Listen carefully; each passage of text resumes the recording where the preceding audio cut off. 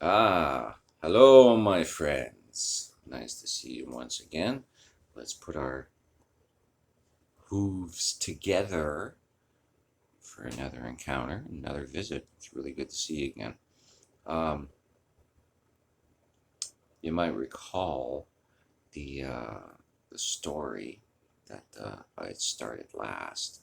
Well, here I got another chapter. Okay, I was able to dig this up there. Forget, I had to go through some pretty good things to go get it, but I found it, and this is kind of like a continuation, and it might be a little bit longer, but it's a very good story. Um, all my own beady brain. Um, if you see me staring up like that, it's because it's on my TV, and again, it's like with my vision, I can't see very well. Um, but I'm trying to make it better. Hey, I'm starting off small here. Freaking, it's kind of like a one-man band. But I'm sure the content will improve once I get out there. Freaking, just doing some shit, right? We'll see how it goes. But yeah, so as that last video I put up, I started um, the story with about a man, or supposedly, 937 years later.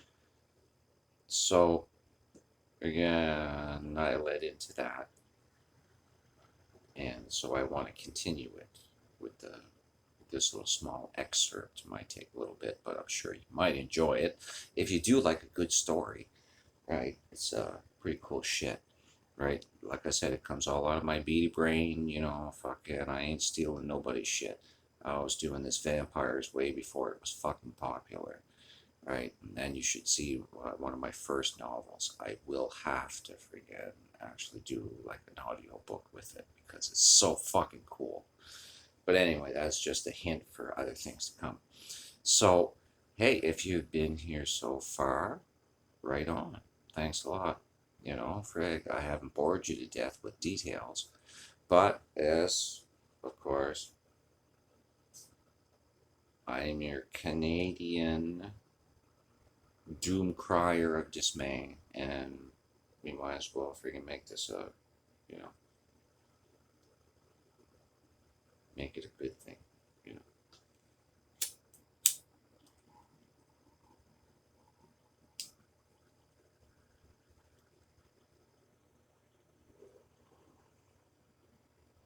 Let's do it.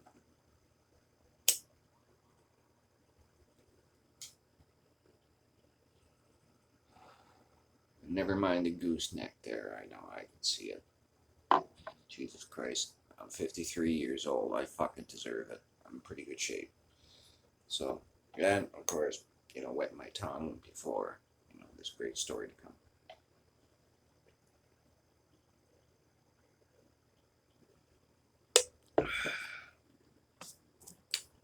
Ready?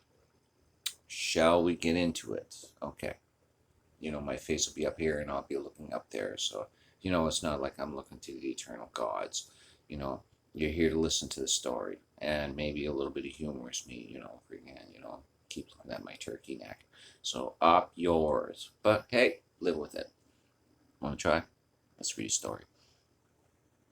So, as we left off, this is a little bit further on, or whatnot. Shall we start? Let's do it. Okay.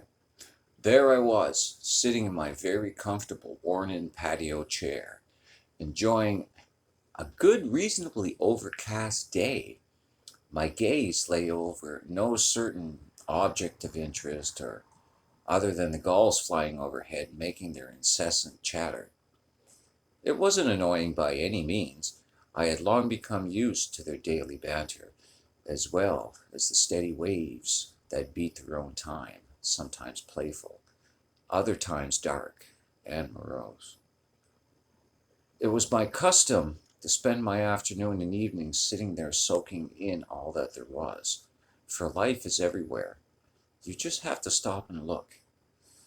It came sort of a surprise to all of a sudden hear off in the distance the sound of a child's laughter, so carefree and innocent. And all the past time spent here on this semi-remote part of the landscape, I could never ever recall even hearing the voice of another person. It was my nature and preference to seek out barren, lonely areas where my privacy was assured. My musings interrupted, I listened with half an ear, for they were some distance off still, and I could make out muted phrases which floated to me in snatches upon the wind. A mother, no doubt, and a happy, vibrant young girl.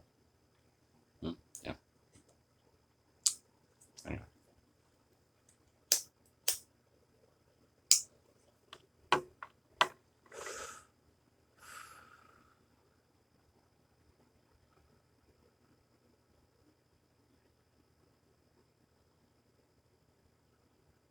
Yes. Yeah.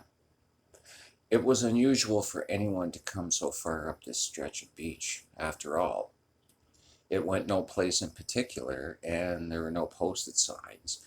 I didn't care to, litter the beach with junk.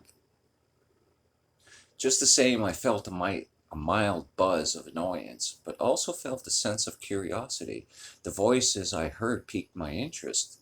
If anything, it might give me something else to think of beside business. From my point of view, from the vast deck, I could not see far off two figures, obviously mother and child, aimlessly and with no apparent hurry, making their way along the shoreline. It was at this time, you know, the mother looked up and noticed the man on the sun porch, the man being me, of course, looking at them. She stopped in her tracks just for a second and caught a look of amusement that flashed across my eyes. Not one to be caught unawares or looking awkward, you know. She returned my gaze with an appraising one of her own. Not a word or sound was made during that brief moment, and just as just as quick a look of coming danger, of some unnameable disaster. Indeed, indeed. Wow, what's going on here? Was it instinct that made her turn her head and look for her daughter before locking gazes with me? Her daughter, Jessie, had been a few paces to her right, thigh deep in the water, studying small shells that were along the sand, partly buried by the passing tides and storms. What she also saw was something that she wished she never did see. When she was depressed or needed time to flake out and think straight, her favorite place was to be near water. It had been nearly a year to the day since her husband's death. It was a useless folly overseas, far from home, dying, fighting on the last shell, all for mother and country, fighting a faceless enemy. He was a combat elite, Canada's best. It was recent that she and her daughter closed the deal and moved into their home. It was hoped that being away from everything that reminded her of him would help heal the wounds and soften grief. It was the sound of Jessie's laughter that took away some of the sadness, and for just a little, she could think about being happy again. Their house was a quarter of a mile behind them. The inviting stretches of shore beckoned them, yonder. It was a surprise to suddenly see a house appear out of the shelving rock and shore. The placement seemed so seamless with the surroundings, as if they were always there.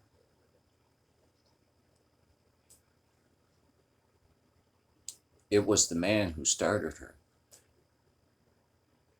He was just sitting there doing nothing, in fact. He had rather a nice landing on the coastline. Small crafts, bits of flotsam and jetsam are carried out to sea and washed back again.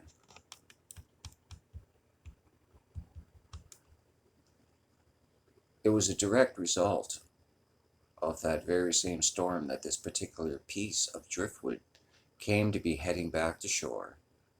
The strong currents helped along by the pressing waves lent it speed to slice along the water's surface, its pointed, jagged tip, a spear that could pierce a man's heart or a child's. Suddenly she understood the stranger's expression. She knew that the look he wore was of danger for her little girl. She was rooted to the spot by mounting horror. In the space of a few seconds, her child would be impaled upon that waterlogged missile, and there was no way she could save her. In that very moment of awareness, she felt a whiff of buffeting breeze pass her, a sudden flash of something hurtling past her, and almost by magic, she saw her daughter lifted and carried away from the deadwood, mere inches, scant millimeters from contact. A great spray of seawater splashed her as she now saw the stranger, Jesse in his arms, land in shallow water with a loud whoosh of air leaving his lungs as he hit the sand. The driftwood touched shore and buried itself deep only a foot or so from her feet. Her daughter, shaken badly by this unexpected turn of events, wailed for her mother as the stranger, now kneeling, safely placed her on 2 feet upon the shore. In what seemed like a lifetime, only 10 seconds perhaps had passed while her world seemed to be lost for a second time.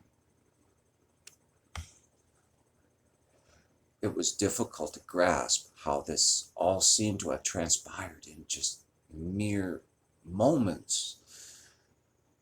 How could it be when just she and Jesse were walking along, happy as can be, then in no more time than it takes to shake one's head, near disaster had almost toppled her fragile existence. And in some corner of her mind she wondered how in God's name could the stranger, just moments before, sitting on his deck chair, suddenly like a wraith, cover almost 100 yards to literally snatch her baby from an almost certain death. Reaching out to pick up Jessie, the child was crying fiercely, her fright, a terrible thing indeed, but no worse for wear. She hugged her tightly and looked to the tall, dark stranger who stood there silently, watching them. "I hope the girl is okay," I asked. My voice was deep and without accent. "My God," she stammered, "I thought for sure she was going to be struck," she said. Her voice wavered.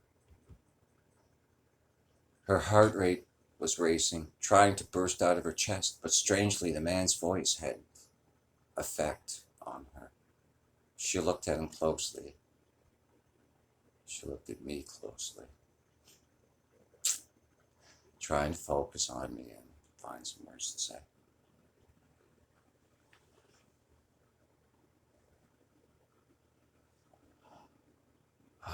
Well, thank you so much, she managed to say. All her words were in a jumble.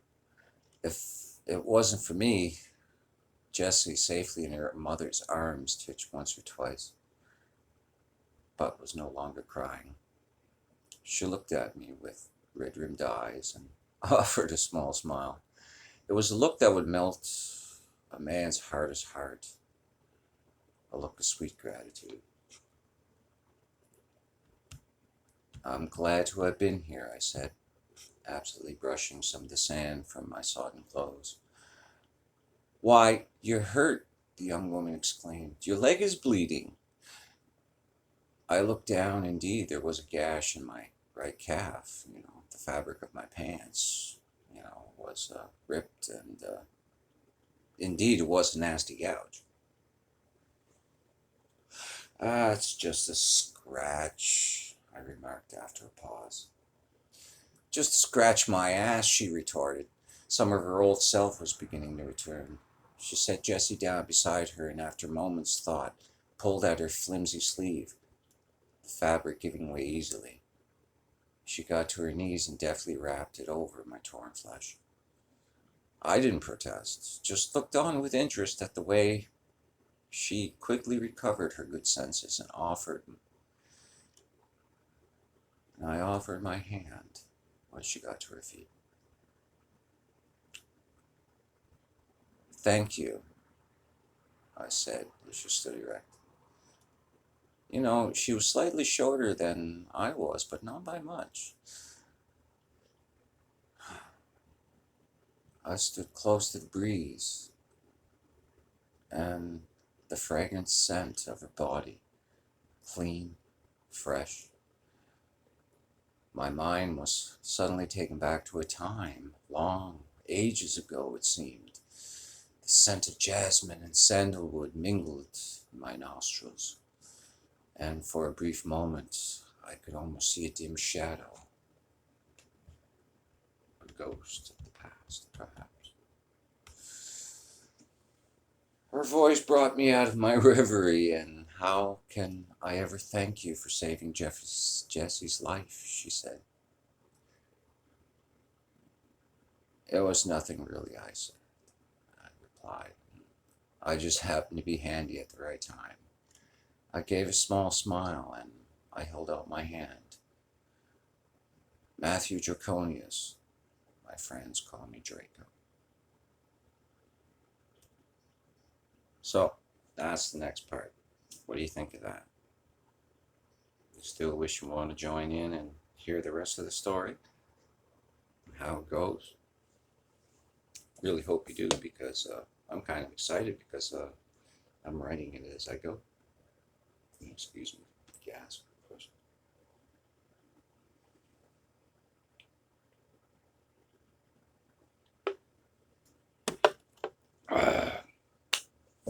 Really hoping you like that, my friends, and that I'm not too goofy or crazy or just outright outrageous. Hope you like it, and we'll see how everything else goes along in this way of things. What more can I say? Well, we'll do one more and we'll say adieu, mes amigos, my friends. Everything I like about you, and maybe you like something about me. Hey, you like my shirt? But he gave it to me, right? Figured it might be my, might be my thing. You know.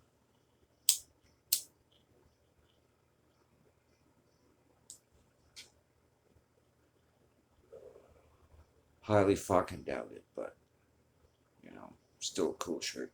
Thanks, Terry.